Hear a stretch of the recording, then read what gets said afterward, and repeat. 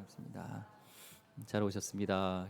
추운데도 오시는 성도님께 하나님 은혜가 있기를 원하고, 또 우리 사정이 있어서 온라인 드리는 우리 성도님 가정에도 하나님이 주신 은혜가 있기를 소망합니다. 오늘 멈추지 않는 사도들이란 제목으로 하는 말씀 같이 나누겠습니다. 감옥에서 하나님의 역사로 풀려났던 이 사도들도 멈추지 않고 그리스도의 복음을 전하며 예수가 그리스도다 선포를 하고 있죠. 이 하버드 대학 조세프 나이 교수는 세상에는 두 종류의 힘이 있다고 얘기를 합니다. 하나는 하드 파워, 하나는 소프트 파워, 강한 힘과 부드러운 힘이 있다고 하죠. 예를 들면 미국의 이 하드 파워는 바로 그 군사력과 경제력, 그래서 그 딱딱한 힘으로 단시간 내에 다른 나라를 굴복시키는 그런 일들을 할 수 있는 것이 바로 이 하드 파워입니다. 근데 진짜 힘은 하드 파워가 아니라 이 소프트 파워에 있다는 거예요. 부드럽지만 보이지 않지만 그것이 진짜 사람을 움직이게 하는 것이죠. 미국으로 유학 온 많은 학생들에게 미국적인 가치, 그들이 무료로 그들에게 공부를 제공해주고 미국적인 가치를 심을 때 부드러운 힘은 오히려 사람을 변화시키고 또 많은 영향력을 끼치는 것이 무서운 힘, 바로 이 소프트 파워입니다. 요즘 시대도 이 소프트 파워를 하면 뭐가 있을까요? 바로 이 메시지죠. SNS라든지 그 사람들의 그 메시지는 강력합니다. 인터넷을 통하여 순식간에 퍼지는 이 메시지는 부드럽지만 굉장히 강력한 힘을 발휘합니다. 교회도 마찬가지죠. 교회 역사를 보면 2000년 동안 수많은 박해와 수많은 어려움들이 있었지만 그것을 이겨내고 지금까지도 기독교가 살아있는 것은 어떤 조직이나 건물에 보여지는 그런 하드 파워가 아니라 보이지 않지만 부드러운 메시지, 바로 목숨을 걸고 싸웠던 예수는 그리스도시요, 예수는 생명 되시며 예수는 우리의 빛이시고 그분만이 참 하나님이시다는 그분을 믿어야 우리가 구원을 받고 예수님께서 죽으시고 부활하시는 것이 사실이라는 그 메시지로 인하여서 어떤 핍박과 어려움 속에서도 우리 기독교는 살아남을 수 있었습니다. 그래서 우리 기독교는 이 소프트 파워를 가져야 돼요. 바로 하드웨어적인 것이 아니라 소프트웨어적으로 성령이 충만하여서 우리가 하는 것도 증인되는 것은 예수님을 전하는 것이죠. 예수님, 성령님은 예수님의 영이기 때문에 찌르면 성령 충만한 사람은 예수 나와요. 이번에 그 월드컵을 보니까요, 아깝게 16강에서 우리가 이제 멈췄지만 또 잘했죠. 보면요, 뭐 교육자들 모임도 이제 가고 사람들 모이면 다 이 축구 얘기해요. 이 안에 축구가 가득 차가지고요, 다 전문가예요. 뭐 우리가 우리 포르투갈 이길 때는 어땠고, 뭐 한국의 뭐 전술은 어떻고, 뭐 감독은 어떻고, 뭐 다 너무 잘 알아요. 그러니까 축구로 가득 차 있으니까, 월드컵으로 쫙 차 있으니까 찌르면 이렇게 월드컵이 축구가 나는 것처럼 우리 안에 성령이 충만하면 찌르면 예수가 나오는 거예요. 우리 가운데 성령이 충만하여서 찌르면 예수님이 나오고 예수님을 자랑하고 그분만 높여지는 그런 삶을 살기를 축복합니다. 이 사도행전을 보면 다 예수님 이야기입니다. 성령에 충만하여 성령의 권능 받아서 결국에는 예수님을 전하는, 예수님이 전파되어지는 그 복음의 역사, 성령의 역사를 기록하고 있죠. 사도 바울 선생님도 박식한 사람이었지만 자는 그리스도 복음 외에는 다른 것들은 자랑하지 않기로 결심을 합니다. 우리도 예수님만 사랑하고 예수님만 자랑하기를, 거기에 집중하기를 소망합니다. 살아있는 교회는요, 마치 예수님 오빠 부대가 돼야 돼요. 여기 보면요, 오빠 부대들 요즘은 막 팬들 보면 막 깍하고 난리 나잖아요. 그것처럼 예수님 하면 이렇게 돼야 되죠. 한번 해볼까요? 예수님. 예수 팬들 많으십니다. 우리 예수 팬이 되어야죠. 예수님의 제자로서 예수님을 따르고 예수님을 자랑하고 그분에 미친 그런 사람이, 그게 행복한 겁니다. 그게 교회입니다. 오늘 예수님의 복음을 듣고 있던 종교 지도자들은요, 격분해서 이 사도들을 죽이려고 합니다. 이 설교를 듣고 우리 목사님 설교는 좀 좋은 것 같아. 목사님은 막 이상한 썰렁한 얘기하는 뭐 사우디 뭐 이런 얘기하고 그러는 것 같아. 그래서 막 평가하는 것도 사실 기분이 안 좋을 수가 있죠. 칭찬이 아니면. 근데 이 설교를 듣고 어떤 평가 정도가 아니라 죽이려고 하는 거예요. 예수님의 복음을 듣고 죽이려고 하는 이 얘기를 들을 때 얼마나 당혹스러웠겠습니까? 왜 그렇게 이 종교 지도자들이 격분했냐면 그들의 고집, 그들의 회개하지 않는 마음, 자신은 의롭고 자기가 그동안 살아왔던 그 방식이 옳다고 생각하기 때문에 그들은 십자가고 부활이고 다 그런 필요가 없는 거예요. 복음에 대해서 분노하는 것은 영적인 이 사람이기 때문에 육적인 사람이기 때문에 육에 속해 있기 때문에 아무리 진리이신 복음을 들어도 진리 복음을 들어도 믿지 못하죠. 우리가 예수님을 믿게 되어진 것도요. 우리의 능으로 우리 힘으로 되는 것이 아닙니다. 성령의 능력 안에서 영적으로 그것이 믿어지게 되는 거예요. 고린도전서 2장 14절 말씀에 육에 속한 사람은 하나님의 성령의 일들을 받지 아니하나니 이는 그것들이 그에게는 어리석게 보임이요 또 그는 그것들을 알 수도 없나니 그러한 일은 영적으로 분별되기 때문이라. 이 시간에 예수님의 복음이 선포되어질 때, 예수님 말씀이 전해질 때 이 시간에 영적으로 분별되어서 이 시간에 받아들이는 길을 소망합니다. 이들은 육계 속해서요 받아들일 수가 없어요. 영적으로 해석하지 못합니다.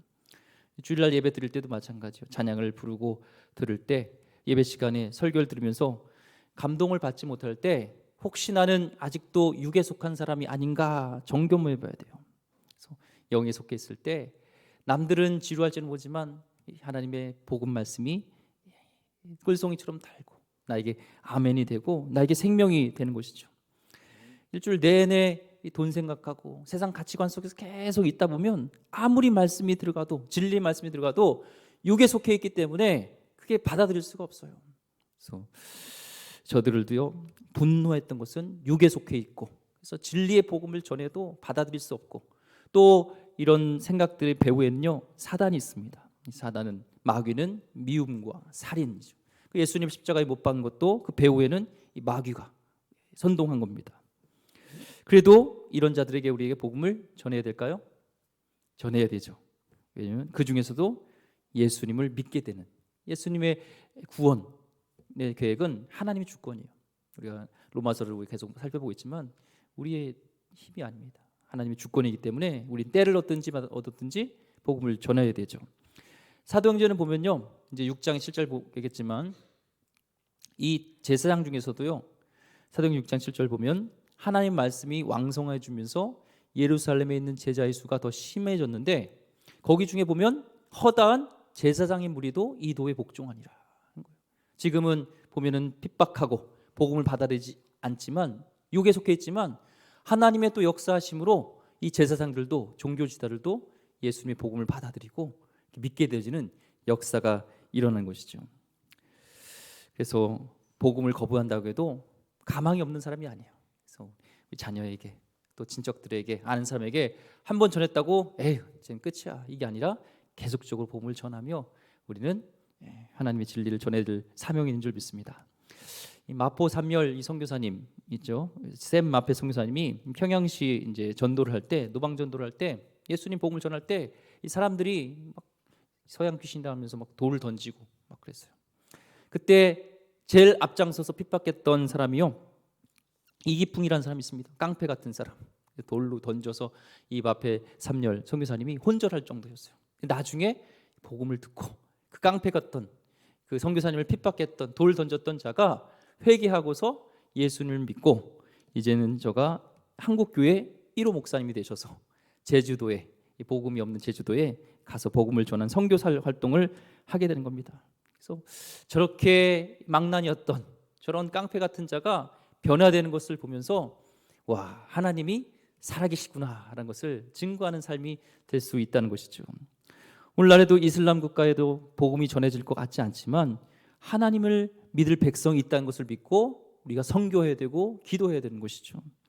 땅 끝까지 복음을 전하는 사명은 핍박이 있고 저들이 예수를 믿지 않을 것 같은 그런 상황이 있을지라도 그것은 성령이 역사하시는 것이기 때문에 우리는 이 사명을 감당해야 됩니다. 자, 이런 이 핍박 속에서 이제 종교 지도자들이 사도를 죽이려고 할 때 그 사이에 이제 어떤 아저씨가 오늘 일어났죠. 그 아저씨의 이름은 가말리엘이란 사람입니다. 한 카리스마 하는 그 사람인데, 그가 한마디 하니까 조용해졌어요. 그래서 어떤 사람이 말을 하니까 굉장히 중요합니다. 우리가 아무리 막 장관 물러가라 막 한 여론이 있어도 안 물러가는데요. 대통령이 한마디 좀 쉬세요 하면은 바로 끝나죠. 이 가말리엘이 그런 사람입니다. 바리새인, 어떤 율법 교사죠. 바리새인들이 이 이스라엘에 한 5천 명에서 6천 명 정도 있었다고 그래 당시에요. 성경만 연구하는 그런 사람들이 있었던 그런 율법 선생이라는 자를 가르쳤던 자가 이 가말리엘입니다. 힐렐학파의 거두였고요. 이 사도 바울의 스승이기도 하죠.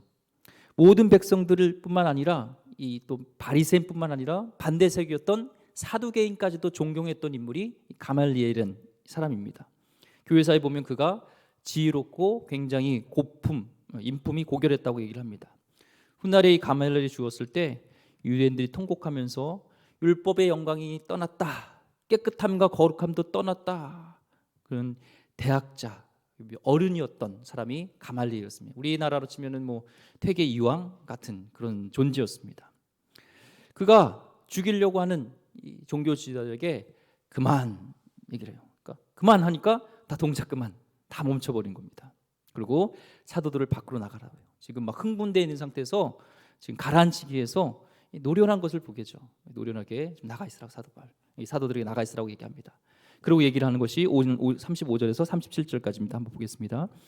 말하되 이스라엘 사람들아, 너희가 이 사람들에게 대하여 어떻게 하려는지 조심하라.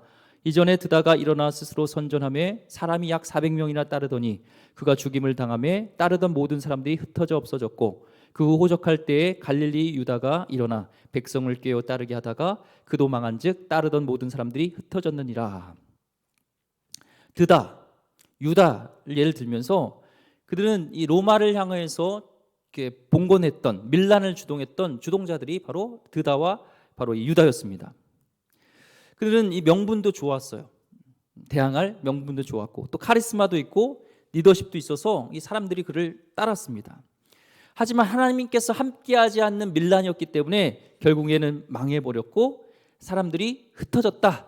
지금 두 번이나 반복하면서 흩어졌다 얘기를 하는 이유가, 지금 이 종교 지도자들이 두려운 것이 이 사도들로 인해서 사람들이 그를 따르게 되고 그의 영향력을 끼칠까 봐 두려운데, 흩어졌다는 것을 두 번 얘기하면서 지금 너희들이 예수 운동을 벌이는 사도들을 지금 건드려서 벌집을 쑤실 필요 없다. 그냥 놔두면 드다나 또 유다처럼 이렇게 흩어지는 것처럼 무너지고 말 거야라는 것을 얘기하는 것이죠. 가말리엘이요, 중요한 말이 또 있습니다. 38절 39절. 이제 내가 너에게 말하노니 이 사람들을 상관하지 말고 버려두라.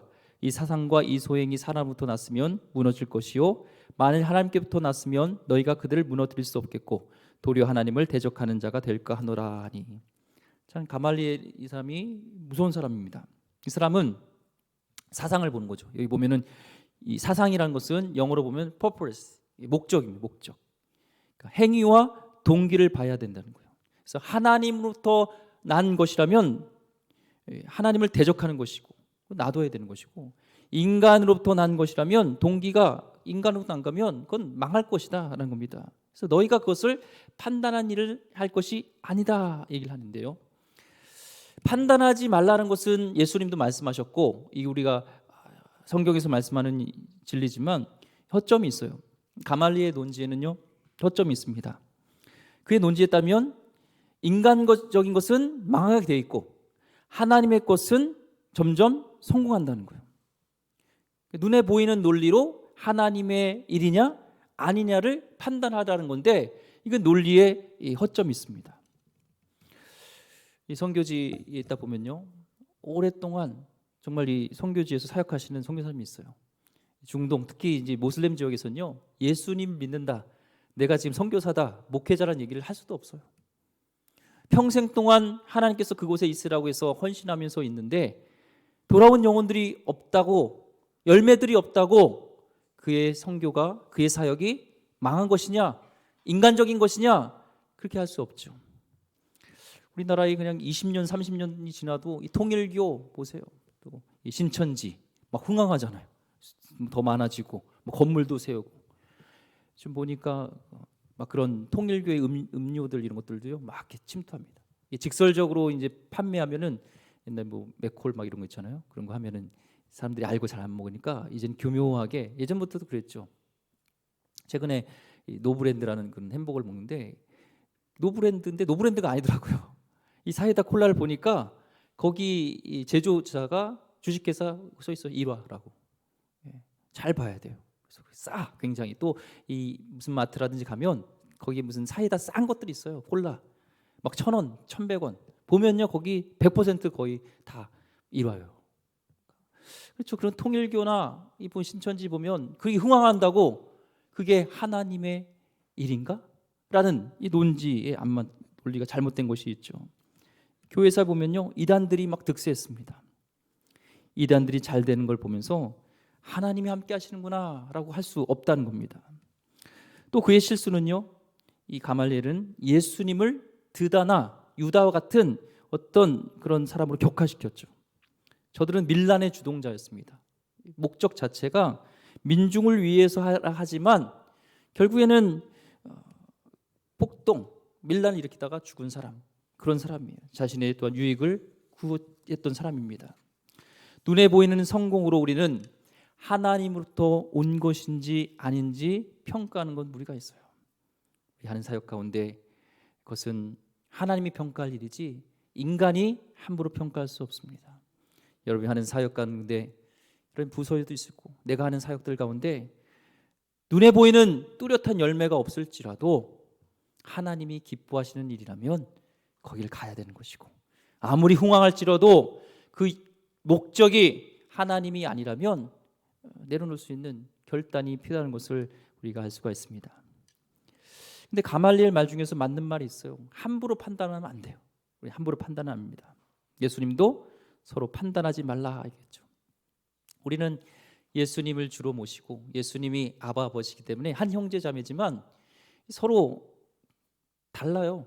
사역 스타일도 다르고 많은 신학적인 방향도 다를 수가 있습니다. 하지만 그는 함부로 우리를 정죄하거나 판단하면 안 됩니다. 이 교회사에서도 보면요, 별거 아닌 것 같다가 막 판단해서 죽이고 이런 일들이 많아요. 침례교회는 왜 침례교회예요? 침례를 줘요. 침례를 확 잠기는 거예요. 그거 가지고 침례를냐 세례냐를 가지고요 300년 전만 해도 사람을 물에다 넣어서 죽이고 그랬어요. 무섭죠. 교회사에 보면 나옵니다. 또 20세기에는요 하나님의 성이라는 교단이 생기면서 신유 은사와 방언에 대한 것들과 기존 교회와 싸웠습니다. 이런 선교단체에서도 이 CCC라든지 이 내비게이터, 그러니까 기존에 있던 청년들을, 교회에 있는 청년들을 빼앗간다 해가지고요 기성교회에 막 공격을 받았습니다. 너무 성급하게 정지하고 판단하면 안 되죠. 우리 선교단체가 이 파라처치라고 하는 선교단체가 희성교회에서 하지 못했던 복음의 그런 열정과 야성을 가지고 전도하는 일들을 했잖아요. 또한 재정적인 뒷받침을 또한 기성교회가 해줌으로써 합력하여서 선을 이룰 수 있는 그런 우리는 일들을 봐야 되는 것입니다. 서로 도와야 되고 정죄하고 판단이 아니라 같이, 다른 것은 틀린 게 아니에요. 서로 이렇게 하면서 그런 것보다 하면서 주님 안에서 우리 사역하면서도 그렇죠. 아유 죄만 없으면 내가 사역을 잘하겠다. 아니에요.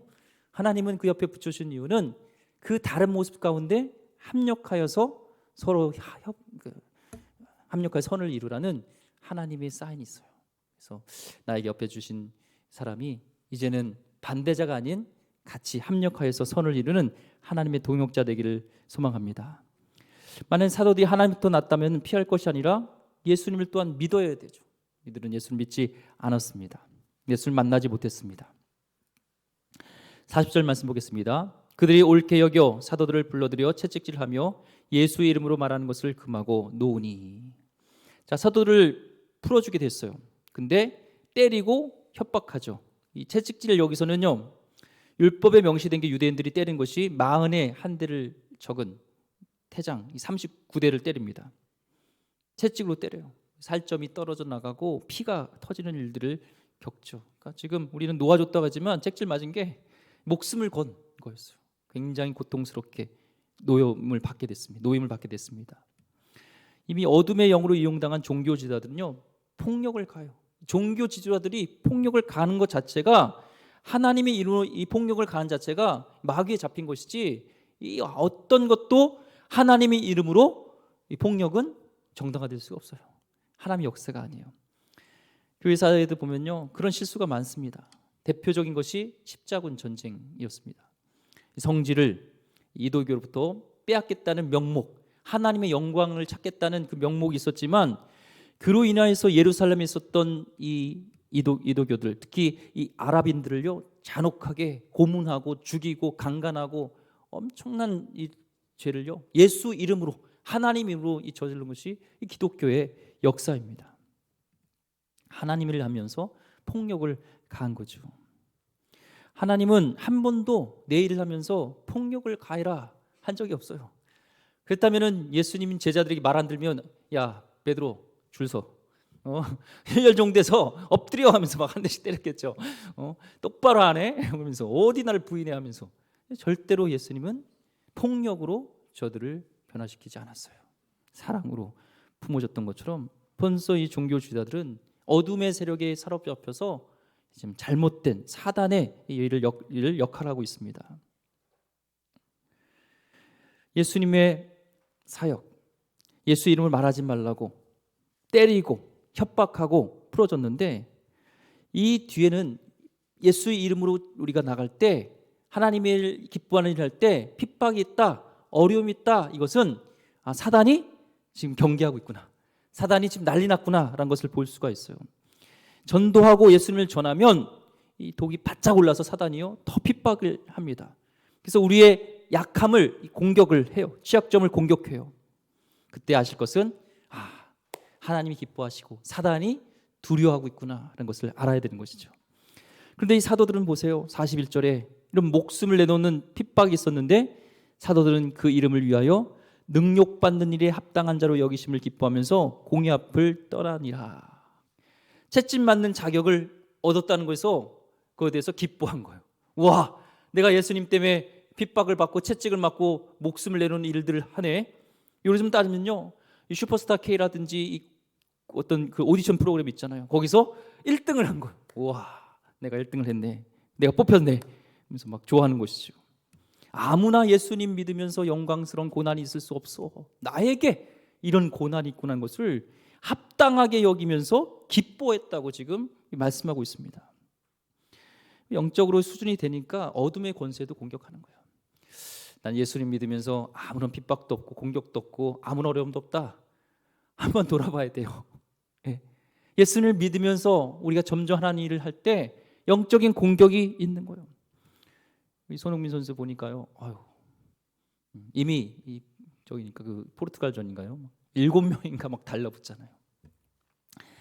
이게요, 전담마크를 또 하고 하는 것들이 자부심이 있는 거예요. 나를 전담하고 나를 체크하고 사단이 공격한다는 것은, 쟤를 가만 놔두면 꼴 먹겠다, 쟤를 놔두면 복음이 더 전파되겠다, 큰일 내겠다 하니까 공격하는 것이죠. 내가 주님 때문에 핍박받는다 하면 내가 수준이 올라갔구나, 이런 기쁨을 여겨야 됩니다. 기쁨으로 여겨야 됩니다. 예전에 일본인 중에서요, 예수님을 대학 때 믿게 되고 그로 인해서 핍박을 받게 됐어요.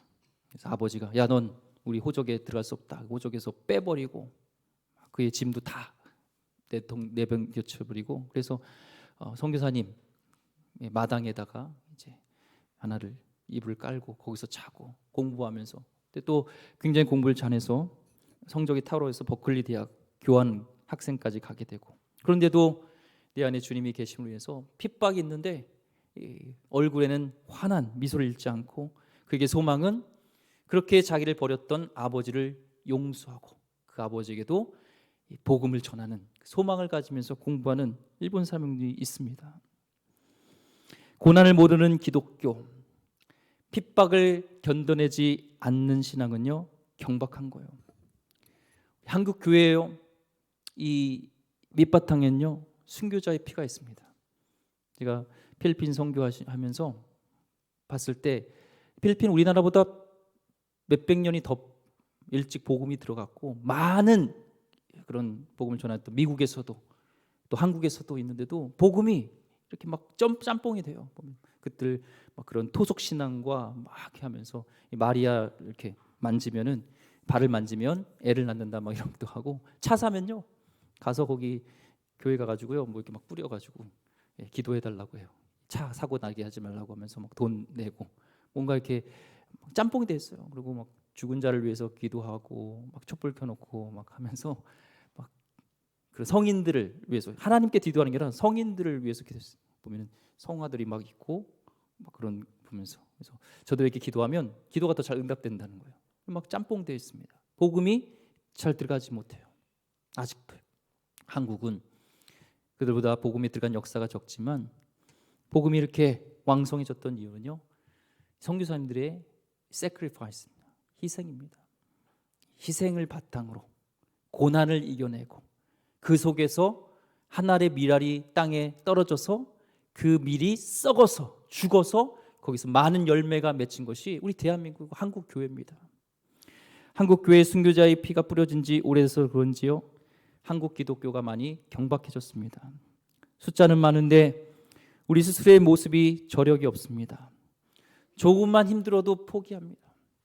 예수님 때문에 받는 고난에 대해서 이 사도들은 능욕받는 일에 합당한 자로 여기면서 기뻐하였다고 그러는데 우리 기독교에 있어서 우리 역사 속에서 당연히 예수님을 잘 믿으면 핍박이 있고 고난이 있는 것이 당연한 건데 우리 너무 경박해요. 예수님을 믿으면 모든 것이 다 잘 풀려야 된다. 아닙니다. 십자가의 그런 고난을 어떻게 해석할 수 있겠습니까? 잘 되는 나, 긍정적인 힘으로요. 십자가의 고난을 우리는 해석할 수 없어요. 예수님을 믿음으로 인해서요. 복음 때문에 핍박을 당하고 감옥에 가고 채찍을 맞고 그것이 자랑이 되었고 그것이 기쁨이 되었던 이 사도들의 모습, 이게 바로 세상이 감당치 못할 그리스도의 모습인 줄 믿습니다. 이런 고난 속에서도요 핍박 속에서도요 사도들은 풀려나가자 한 게 있어요. 42절에 그들이 날마다 성전에 있든지 집에 있든지 예수는 그리스도라고 가르치기와 전도하기를 그치지 아니하니라. 아멘. 처음부터 끝까지 상황에 따라서 예수님을 전하고 안 전하는 거 아니라 똑같아요. 성도들의 모습은요 똑같아요. 예수님을 전하는 것이 풀려났어도 똑같이 했습니다. 가르치고 전도했다는 말은요 좀 달라요. 가르치는 것은 영어의 teaching이고 전했다는 것은 영어로 proclamation, 선포했다는 거죠. 두 가지를 병행해서 우리는 예수님을 전해야 됩니다. 정말 어떨 때는 예수님을 믿고 싶은데 잘 모르는 사람이 있어요. 그에게는 teaching이 필요해요.